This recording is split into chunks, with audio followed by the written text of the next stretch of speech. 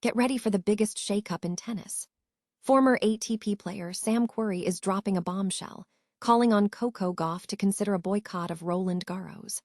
Querrey is demanding real change because he points out the massive financial gap between the event's revenue and what players actually receive, arguing that players must create disruption to force the Grand Slam organizers to listen to their demands.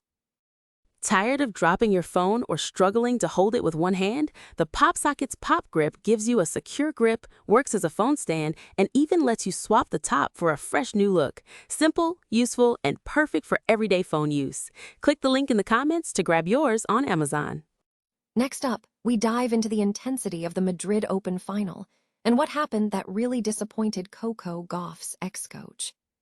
Brad Gilbert shared his thoughts on Alexander Zverev's performance, highlighting how predictable Zverev was, stressing that he needed to be more unpredictable and change his game plan in the second set to compete with the dominant Jannik Sinner.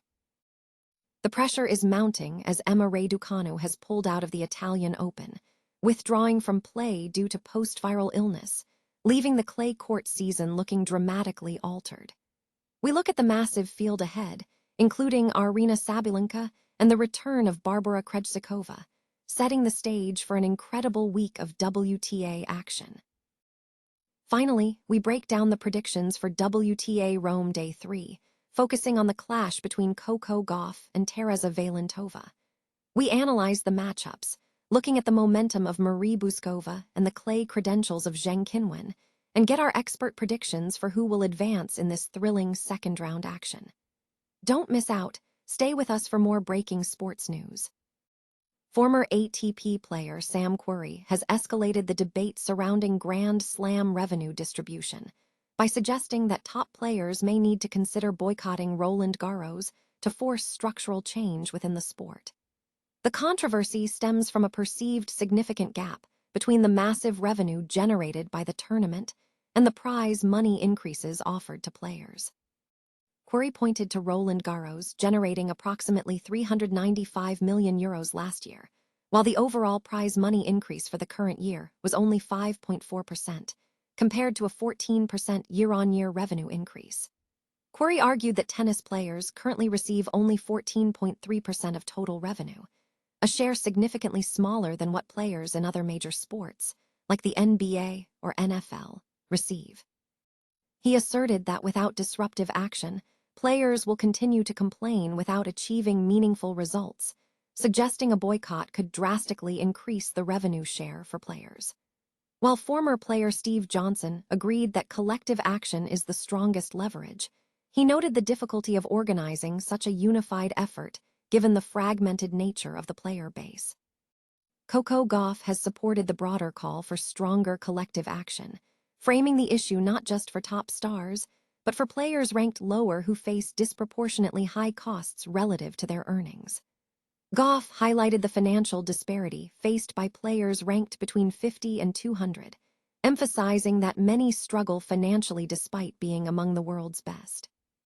Aryna Sabalenka has expressed a more radical view, stating that a boycott might eventually become necessary to fight for player rights.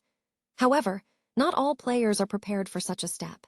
Iga Swiatek deemed a boycott a bit extreme, advocating instead for negotiation, and Emma Raducanu stated she would not participate in one, citing the unique value Grand Slams offer beyond mere money. This divergence reflects the complex priorities within the sport, as players have varying concerns based on ranking, earnings, and opportunity. Nevertheless, the growing demand for a larger share of Grand Slam revenue has made the French Open a critical flashpoint, pushing the question from fairness to the players' ability to unite effectively. In a decisive performance at the Madrid Open final, Alexander Zverev faced a dominant challenge from Jannik Sinner, losing the match 6-1, 6-2. The result drew commentary from former coach Brad Gilbert, who analyzed Zverev's tactical execution and offered critical insights into his performance. Speaking on the Big T podcast, Gilbert highlighted Sinner's key strength, his ability to hit the ball to safe targets, making him exceptionally difficult to counter. Gilbert contrasted this with Zverev's struggles, noting that while Zverev could manage a backhand-to-backhand exchange, His forehand-to-forehand exchanges proved problematic. Gilbert expressed significant disappointment regarding Zverev's lack of adaptability. He referenced advice from 1980, emphasizing the need to be unpredictable. "I felt Zverev was extremely predictable from the first ball, and he was hoping not to get beaten badly. When you hope like that, that is what happens," Gilbert stated. Gilbert suggested several tactical adjustments Zverev should have implemented, including serving and volleying, taking a backhand return to move forward, and injecting more emotion or aggression into his play. He stressed that Zverev failed to change his plan from the first set to the second. The analysis points to a persistent issue for Zverev, a failure to break through his recurring dominance by Sinner in major tournaments. Despite maintaining a position within the top 5, the lack of a title remains the primary hurdle. Sinner's influence has been significant in this regard, making a path to the world #1 or a Grand Slam title challenging under current conditions. Zverev's immediate focus shifts to the upcoming Italian Open in Rome, where he will face either Zhang Zhizhen or Daniel Altmaier in the second round. Emma Raducanu has withdrawn from the Italian Open, marking another setback in a disrupted season. The British #1 pulled out citing post-viral illness, which has kept her off the court since Indian Wells in March. A hand injury also contributed to her decision to withdraw from the WTA Madrid Open last week. Consequently, Raducanu will not play a clay court match this season, with the French Open approaching on May 24th. Her absence is significant given the strength of the Italian Open, the final WTA 1000 event before Roland Garros. The tournament features a strong field, with all top 20 players set to compete, including home favorite Jasmine Paolini defending her title. In the men's draw, world #1 Jannik Sinner is on a record run of 5 consecutive Masters 1000 titles, aiming for his 6th at his home event in Rome. Novak Djokovic will be in a favorable position, only facing Sinner in the final. The competition remains fierce, with Sinner seeded to meet Jakub Mensik in the third round and rising Frenchman Arthur Fils in the fourth. Other notable matchups include Aryna Sabalenka potentially facing Barbara Krejcikova, the 2021 French Open winner returning from injury. Cameron Norrie has a bye to the second round, while Jack Draper is sidelined due to ongoing injuries. Day 3 of the WTA Rome tournament is set to deliver compelling second-round action on the Foro Italico clay courts.